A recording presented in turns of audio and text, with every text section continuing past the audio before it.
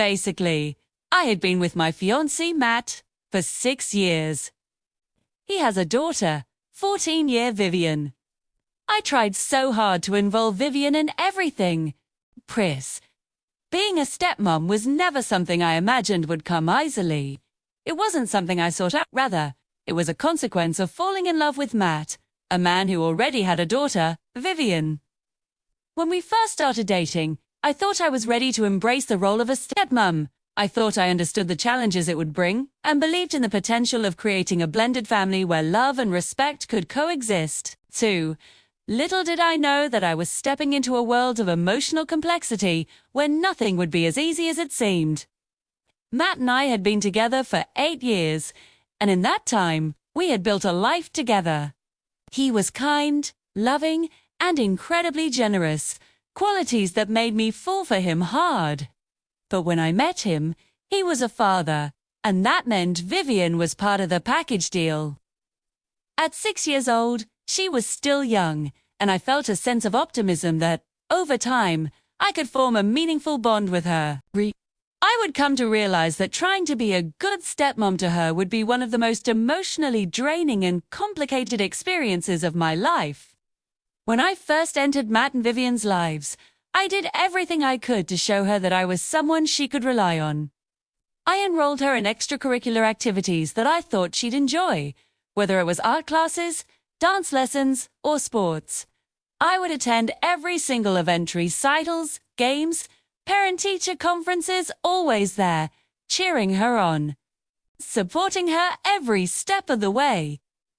I wasn't just going through the motions. I was genuinely invested in making sure she knew she was valued and loved. Outside of that, I took her on one-on-one outings, shopping trips, dinner dates, and even spa days. I spent thousands of dollars on things she wanted or needed, thinking that by giving her these experiences, she would come to see me as a positive figure in her life. But no matter how much I tried, no matter how much I gave, it never seemed enough. 2. There was always something to complain about. When we went to dinner, she would complain loudly about the food, even when we went to her favorite restaurants. If we went to the nail salon, she'd criticize how her nails looked, despite my best efforts to ensure she had a great experience. And on Christmas one year, after receiving everything she had asked, 416 items from her wish list, she asked if there was more coming. I'm grateful, but I was expecting more, she said with an air of entitlement that left me speechless. Oh. I had spent hours shopping, wrapping, and trying to make her holiday special, only for her to express disappointment. As the years went on, I started to notice something even more troubling. A total lack of respect for my personal space and belongings.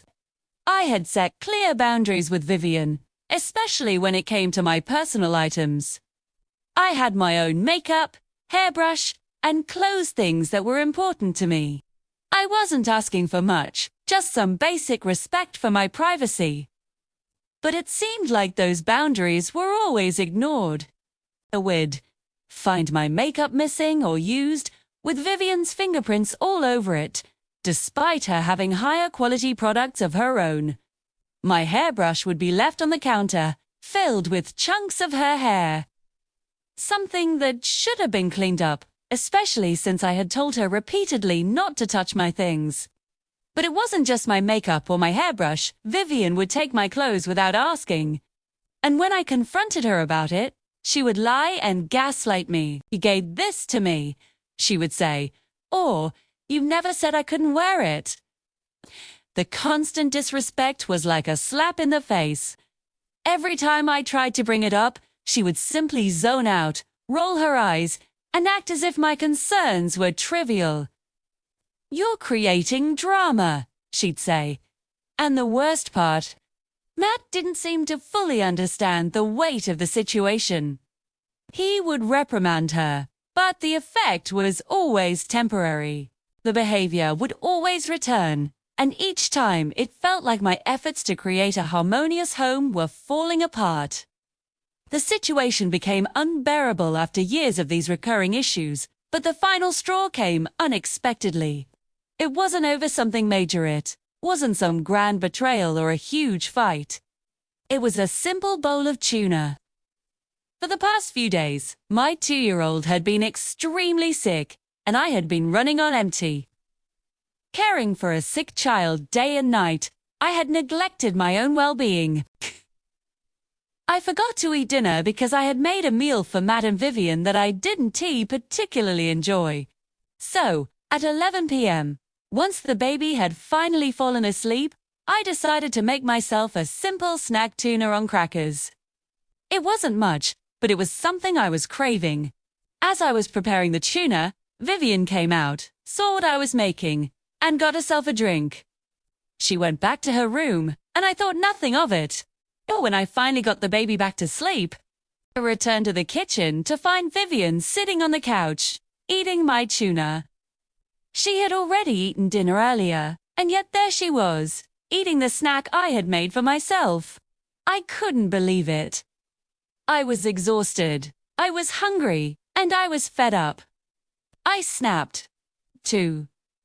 I asked her why she would take my food when she had already eaten, and she just rolled her eyes, tossed the bowl onto the counter, and stormed off to her room without a second thought. In that moment, everything hit me like a ton of bricks. It wasn't tea. About the tuna was about everything that had led up to this point. The constant disrespect, the emotional exhaustion, the years of trying to prove my worth and never feeling seen or heard. I couldn't do it anymore. I woke Matt up and told him I was done. I told him he and Vivian needed to leave. I needed peace. I needed space.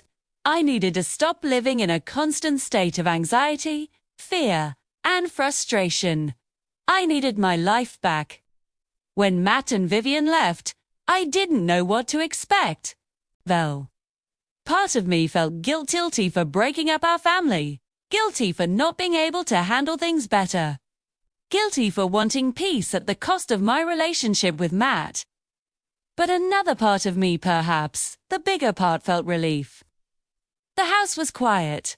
For the first time in years, I could breathe without feeling overwhelmed. My things were safe.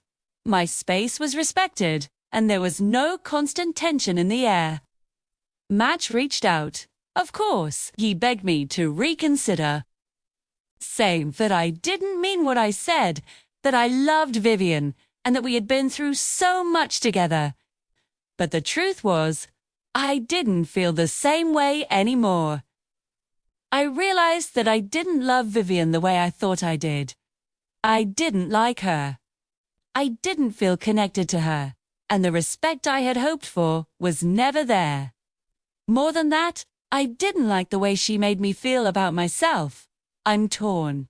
I still care about Matt. I always will.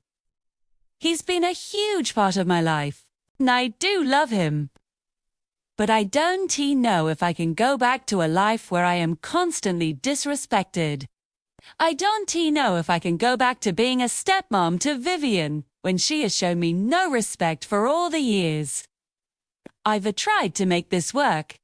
I've spent so many years trying to make it work, trying to be a good partner, a good stepmom, trying to do everything I could to make everyone happy. But at what cost? My own happiness, my own peace, my own sense of worth. I can't keep pretending that everything is okay when it's not. I feel guilty, yes, bae, but I also feel like I've finally come to a point where I need to prioritize my own well-being. I can't continue to live in a state of emotional exhaustion, where I feel like I'm constantly fighting for my place in this family. I need peace. I need to be happy. And right now, I don't think that's possible if I continue in this situation. So, here I am, standing at a crossroads, wondering if I am making the right decision. Am I the asshole for throwing away 8 years of a relationship over my fiancé's daughter? Or am I finally standing up for myself after years of emotional sacrifice? I don't know the answer. But I do know one thing. I cannot keep sacrificing my peace for someone who doesn't respect me. Thanks for watching this video. For more stories, please don't forget to like, subscribe, and drop a comment below.